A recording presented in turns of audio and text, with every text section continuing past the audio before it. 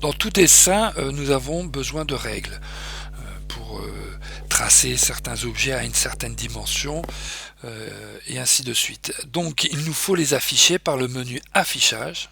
Voilà, par le menu affichage. Vous avez ici afficher les règles. Donc raccourci, clavier, contrôle pomme, règles. Voilà. Donc ces règles sont à la dimension, à l'unité de dimension. Si vous voulez changer l'unité de dimension, double-clic sur la règle et vous avez ici possibilité, vous voyez, de changer l'unité de la règle. Voilà.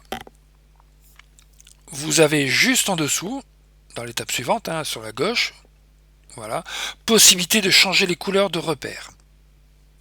Donc vous avez des repères de règles, d'autres repères que l'on peut afficher ou masquer, mais qui auront des couleurs spécifiques pour bien, en principe, les différencier de votre travail.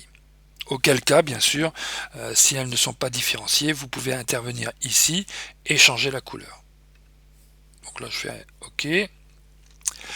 Alors, si je veux mettre des repères de règles, c'est-à-dire définir une ligne horizontale sur ma feuille à une dimension spécifique, je prends la règle en haut. Je reste appuyé avec la souris et je descends. Voilà. Donc bien sûr, j'ai l'information en visuel, la coordonnée Y, je peux relâcher et avec ici mon outil de déplacement, je peux prendre et repositionner. Voilà.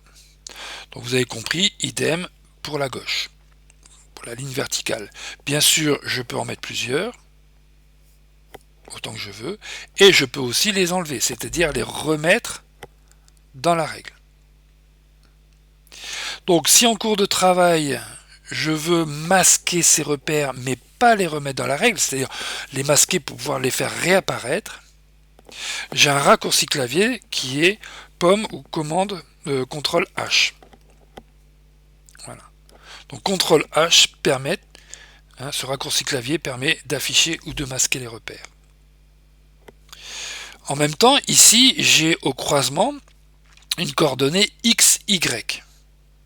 J'aimerais pour la suite de mon travail que cette coordonnée soit égale à 0. Alors le 0 ici, il est tout en haut à gauche. Donc je prends le petit carré, je reste appuyé et vous voyez, je peux déplacer le 0 donc là, hop, et venir le mettre au croisement de mes deux règles. Donc maintenant, ici sur la partie supérieure, j'ai une donnée négative et sur la partie gauche, idem, une donnée négative. Je peux bien sûr, alors je repars dans le menu affichage, je peux activer le magnétisme, des repères, des calques et ainsi de suite. Donc vous voyez, ce sont les extras, je peux les afficher et je dois pouvoir aussi les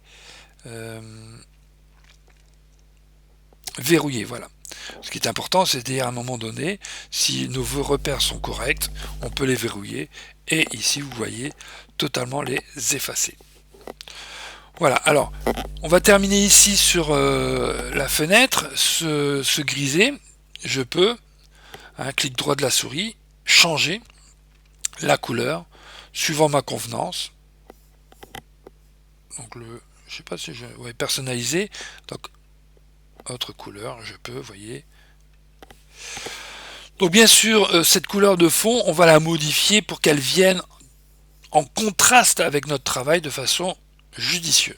Donc moi je garde gris foncé. Donc nous allons voir l'utilisation, la personnalisation de la barre d'outils.